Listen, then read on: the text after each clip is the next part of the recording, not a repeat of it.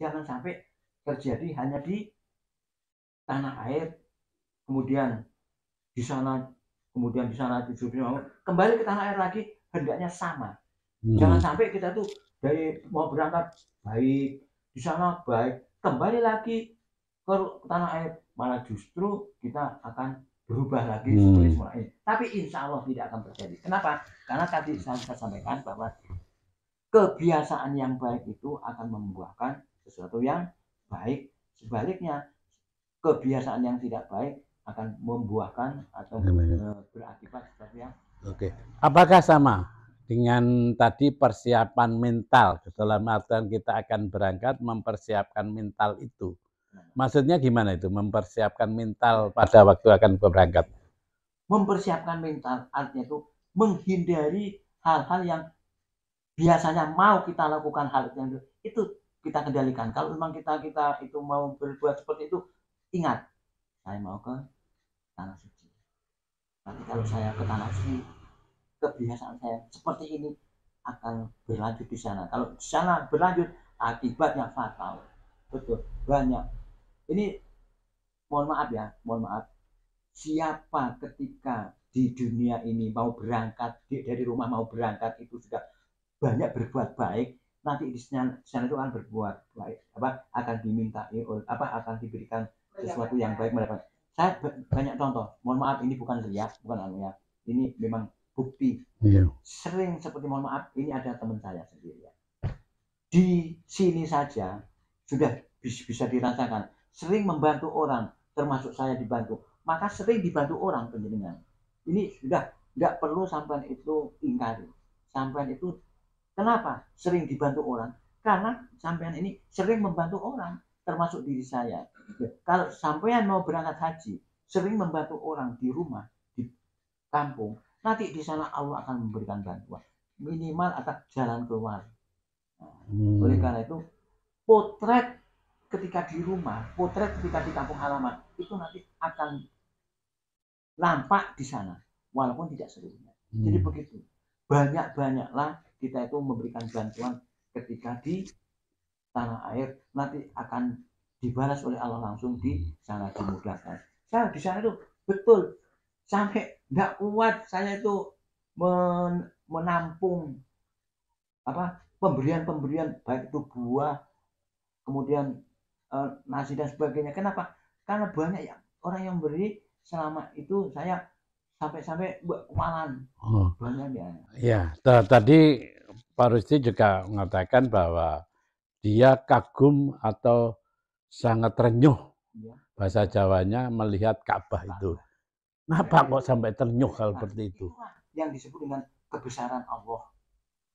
Gimana maksudnya? Allah, bahwa di sana itu nanti Allah memberikan suatu petunjuk bahwa orang ini, orang yang melakukan itu betul-betul niatnya itu untuk memperbanyak ibadah kepada Allah Subhanahu wa taala, sehingga diberikan kesan oleh Allah itu yang menimbulkan, bukan saya sebetulnya itu Allah Subhanahu wa taala, sehingga saya kagum. Saya itu sampai saya betul tadi sampai bisa melihat Ka'bah, ya Allah yang saya impikan gitu. Allah yang memberikan sebetulnya itu.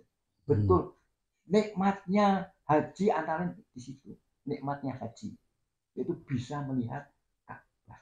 Satu. Yeah. Itu tadi Bapak melihat Ka'bah ketika sholat nih. Ya, sholat. Ketika sholat. Satu hal yang ingin saya tanyakan sebelum sholat.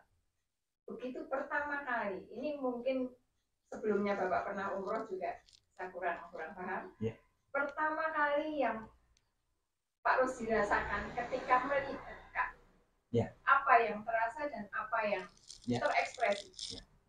Yang jelas ketika melihat Ka'bah pertama kali, kedua saya tadi ketika sholat. Kalau yang pertama kali itu betul-betul saya di luar dugaan. Sebelum menjumpai, kan ada jalan itu, jalan menuju Ka'bah. Hati saya ya, gimana ya Ka'bah itu, gimana ya Ka'bah itu, gimana ya Ka'bah itu. Setelah ketemu Ka'bah itu, Masya Allah, saya merasa kagum. Setelah itu saya tawaf. Setelah tawaf saya tidak sempat mencium, tapi saya sempat memegang. Kemudian kedua yang tadi itu sholat, yang melakukan umroh. setelah umroh baru melakukan haji. Ya, ketika saya melakukan umroh pertama kali saya masuk ke pintu masjid menuju Ka'bah maksudnya. Nah, itulah yang saya kagumi, betul-betul saya itu di luar nalar. Begitu maha besarnya Allah, ya Allah memberikan saya usia dan memberikan saya tenaga untuk bisa melihat Ka'bah. Sebelum sampai Ka'bah, hati kecil gimana ya Ka'bah setelah masya Allah. Lah. Itu melihat itu seperti ada rasa tidak percaya. Iya, saya apa itu? Dan betul-betul kalau itu muncul itu sesuatu yang bagus.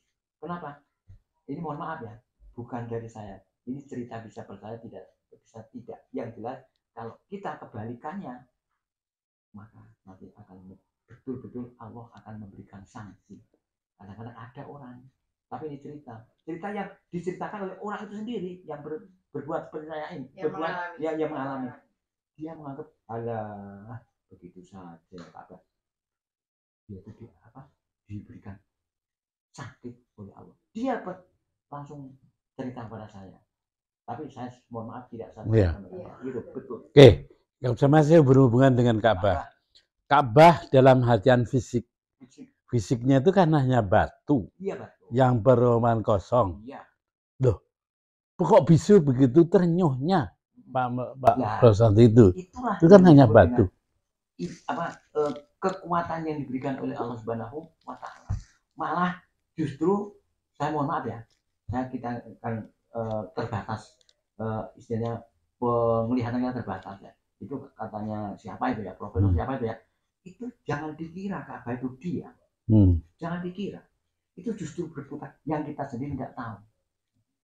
Memang itulah keagungan daripada Ka'bah.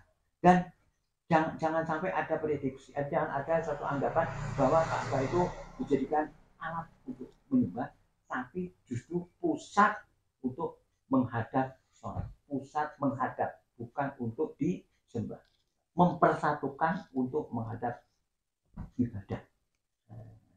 Begitu. Ya. Mempersiapkan dalam melakukan ibadah haji. Melakukan ya.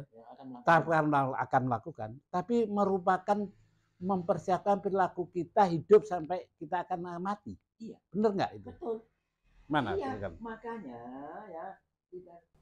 Kenapa haji itu ditempatkan pada urutan terakhir? Kenapa? Karena memang di samping persyaratannya sangat berat,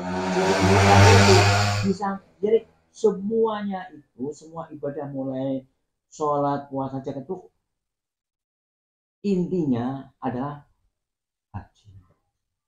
Haji. Kenapa? Karena haji itu meliputi semua aspek mulai dari bondo ataupun harta, fisik, rohani, kemampuan. Makanya yang tidak mampu kan tidak wajib. Nah, oleh karena itu bagi mereka yang tidak mampu maka tidak diwajibkan oleh Allah Subhanahu wa Ta'ala. Karena apa? Karena memang haji itu bukan sekedar ibadah biasa, tapi luar biasa. Dan itu nanti yang memberikan petunjuk Allah Subhanahu wa Ta'ala. Oke? Oke, makasih. Terima kasih. Terima kasih Mbak yang baik.